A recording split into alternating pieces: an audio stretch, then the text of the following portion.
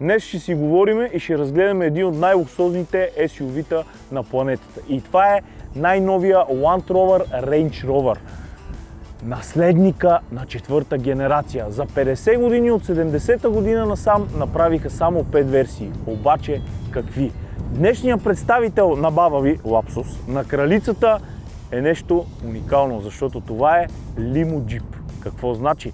Най-луксозният джип създава някога. Каквото и да си говориме за неговите конкуренти Mercedes, BMW и тем подобни, Range Rover си е Range Rover.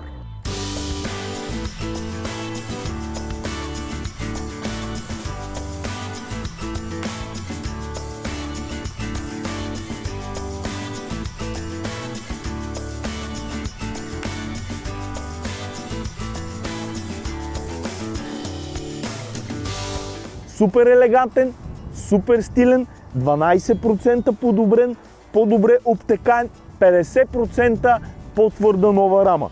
Предницата вече е променена, изглежда супер модерно, няма отпред да срещнем датчици, очи, сензори и какво ли не, освен парктроничетата, всичко друго е вградено в предната решетка.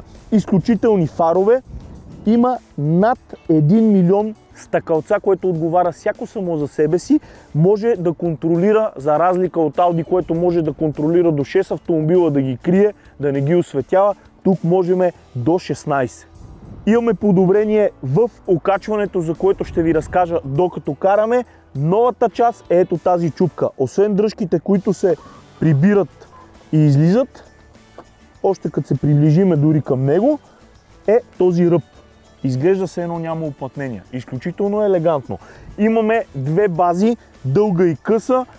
Новото голямо подобрение, че освен 4-местна гига луксозна лимузина и 5-местна къса, вече имаме 7 места. Превърнахме се в семейен автомобил и то истински 7 места.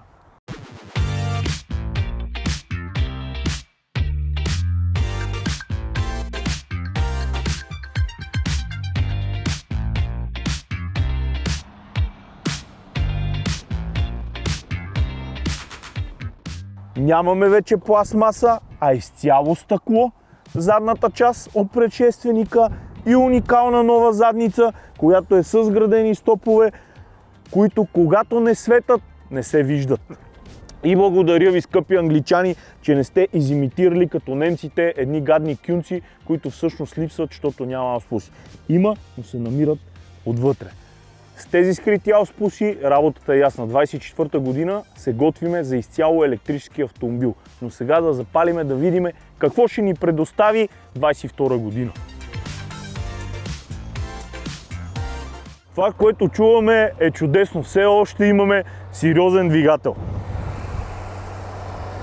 О, да! Моля ви се, зарадвайте се, защото все още имаме Негово Величество V8. Тук BMW е пипнало 4.4 битурбо, 530 конски сили, 750 Нм.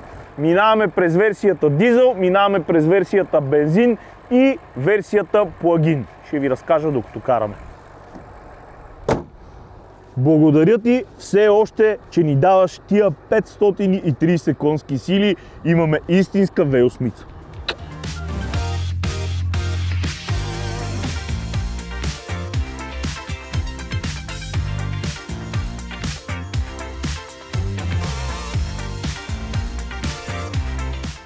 Отваряме вратата с иновативната дръжка и първото, което ни прави впечатление е прага. Не си цапаме крачето. Дори да нямаме и степенка, не си цапаме крачето. Въпреки че има опция, бутонче, да слезне ниско, за да се качиме лесно. Лесен достъп, soft close и ни пада ченето. Защо? Защото е мега луксозно и мега модерно. От стъкления таван до завършъка на скоростния лоз, който е произведение на изкуство, да не се борави с него лесно. Слагаме колана, още като фанеме заключвалката, усещаме, че е тежка, масивна и скъпа. Старт бутон по средата до лоста. Лозчето имаме палче, което да натиснем и дърпаме само назад до край. D. Пускаме спирачката и тръгваме. Единствено и само 8-степенен ZF кутия. Нещата вече са чудесни. електрическа рейка, изключително финна, мека, все едно гумите са откачени. Имаме от 21 до 23 цола джанти. Фици избереме, колкото искаме, може да ни е лъскаво и ородаджиско.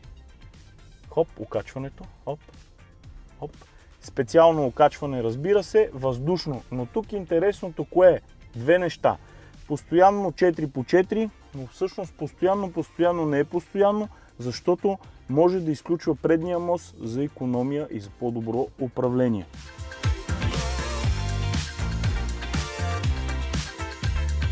Вече имаме заден завиващ мост и влизаме под 11 метра обратен завой. Горе-долу мога да го сравним с малък компактен автомобил. Изключително се усеща, когато завиваме задния мост, как се движи. Много яко. Наистина много яко. Изключително лека за управление и има едно леко плуване. Никога гумите не изпускат тази посока, която сте задали, но в същото време прави така, че автомобила има комфорт. Имаме спортен режим, може само да дръпнем лоста един път назад, подаваме херц и всичките 750 Нм ни бутат само и единствено напред. В България до 140 км в час, в чужбина до ограничена 250 км. Големия мотор 4.4 битурбото 750 Нм, 530 коня, от 0 до 100 4,6 секунди. Всъщност имате огромен спортен лайнер. По-скоро искам да си представите, че сте се качили в мезонета, който за 4,6 секунди се премества до 100 км в час. И се ограничи на 250, най-вероятно ако си отключите, ще дигнете и още. Няма за какво, няма нужда. Вие искате да се возите комфортно, спокойно и елегантно. Да ви се потиска шума в ушите и всичко да ви е наред. Имаме няколко вариации двигатели. Имаме бензинов 350 и 400 конски сили, 3 дизела, зависи според страната, 250 коня, 300 коня и 350 коня битурбодизелче и 2 плагина. Интересното при плагина 440 и 510 конски сили. Това са ни 6-цилиндровите бензинови двигатели с още 140 конски сили електрически двигател. Интересното тук е, че имаме 38 кВт батерия. Дава ти пробег около 112 км, нали, бил тавана, но 100 км спокойно, така че през деня може да си караме, дето се казва, само на ток. И като имаме нужда да му дадем газ, да се включат всичките двигатели и да летиме. Цените. Отваряме Mobile.bg, нашия регулатор, и алилуя! Въпреки че все още е чисто нов автомобила, вече в Mobile се продава. Но, разбира се, трябва да си ги купиме откъде? От майка си, за да са ни сигурни гаранциите и да нямаме проблеми, защото този автомобил не е толкова голям проблем да го купиме. По-голям проблем е как ще го поддържаме след като му изтече гаранцията. Защото началната цена от 236 000 лева, така мога да бръкнем на някъде по-дълбокичко и да я събереме. За тия, които могат, имат възможност. Но въпросът е после, след гаранция, какво ще правим? Защото базовия модел е 236, но с лекота може да подминем 400+. Автомобила има само един минус, който аз намирам. Трябва да имаш пари.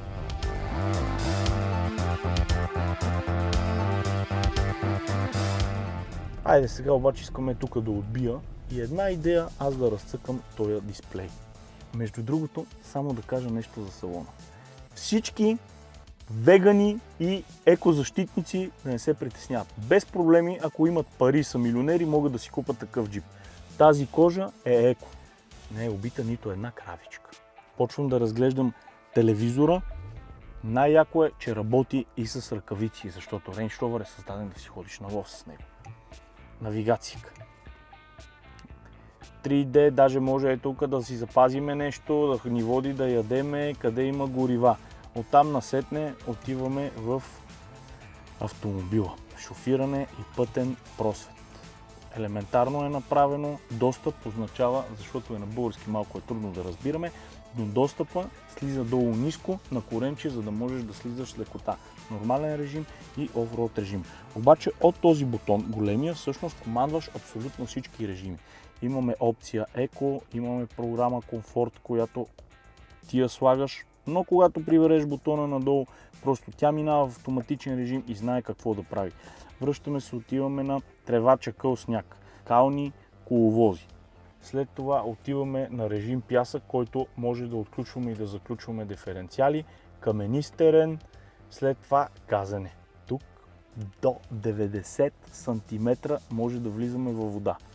Нека да не ви се налага, защото ще предобриме 94 см и да не стане някоя беля. Затова внимаваш къде ще караш. По-скоро май трябва да го сложим на автоматичен режим и той знае какво да прави.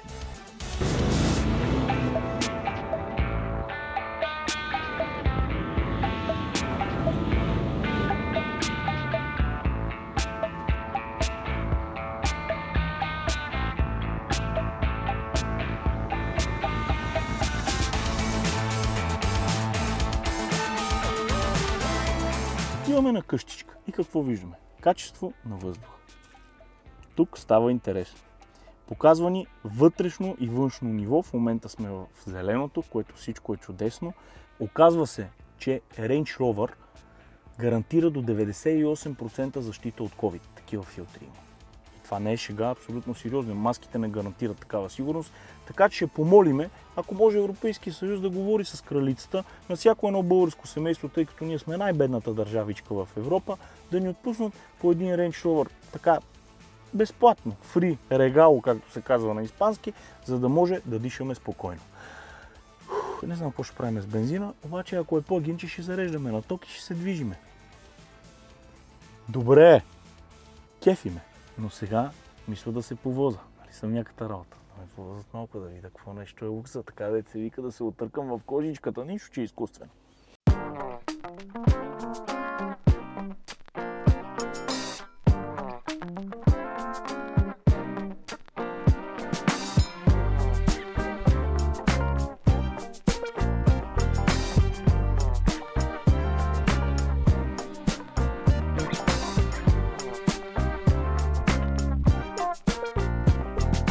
Отваряме задната врата на дългата версия, огромна, и ни посреща лукса и комфорта. Хубаво ще да ни затвори някой вратата, вакуум на вратичката, разбира се, и тръгваме. Лукса и злове.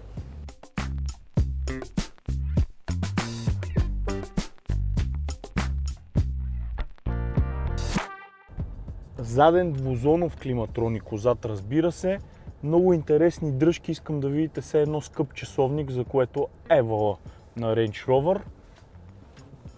Кожа, пердета, като с бутона регулираме кой от двата прозореца да сваляме. С едно натискане ни пада перденцето и с още едно натискане ни пада прозореца. Много интересен прозореца, защото не му виждаме рамката, някъде се крие в предната част, което е изключително яко. Осветлението го командваме пак долу от бутона, а не отгоре.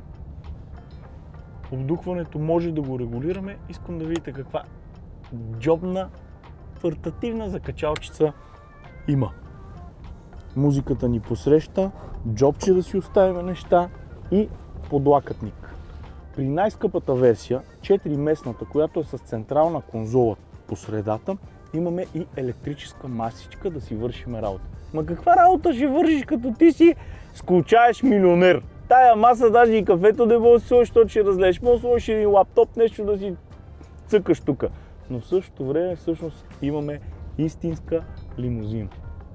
Хубаво е, когато имате такава лимузина и пътувате, задължително да си вземете и стюардеса. Стюардесата, ще може ли само 2 парфюмчета на бричка да ми подадете? Да, благодаря. Ето тук да видим как се съберат в къп холдъра. От сайта на бричката е ясно. Супер рейс, абсолютно не. Лоурайдър, тук може всъщност лоурайдър речи, защото може да пада ниско. Но всъщност какъвто ви е кеф на вкус. Много е яко. Сега обаче мисля да натисна всичките копчетия, защото тези седалки не се свалят като къртиш нещо. Искам да седна на третия ред да видя какво ще се случи там. Ако може само да отбиеме някъде лекичко, че ще местиме на трети ред да сме по-далечко.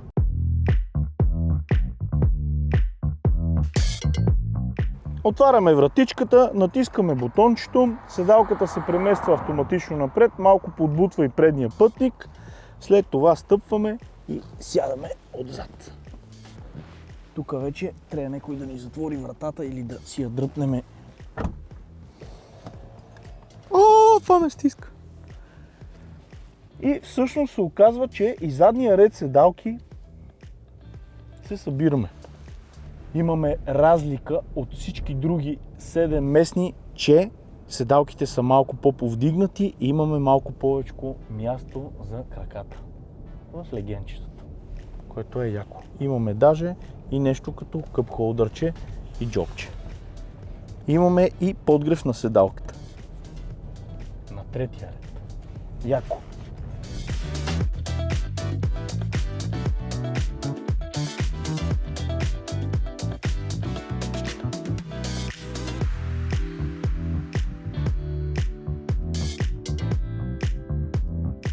Какво е заключението за Range Rover? В крайна сметка Range Rover винаги е бил една от най-луксозните лимо джипове на планетата. Харесваме новия модел, много е забележим, много е интересен. Заключението е, че баба ви яко се изфука. Пак лапсус, кралицата показа за какво става въпрос. Отивам да се воза, защото е такова удоволствие, че наистина просто го приемаш като някакъв кеф, забавление. Тоест може да кажеш, имам си хоби, какво е да си карам Range Rover. Аре!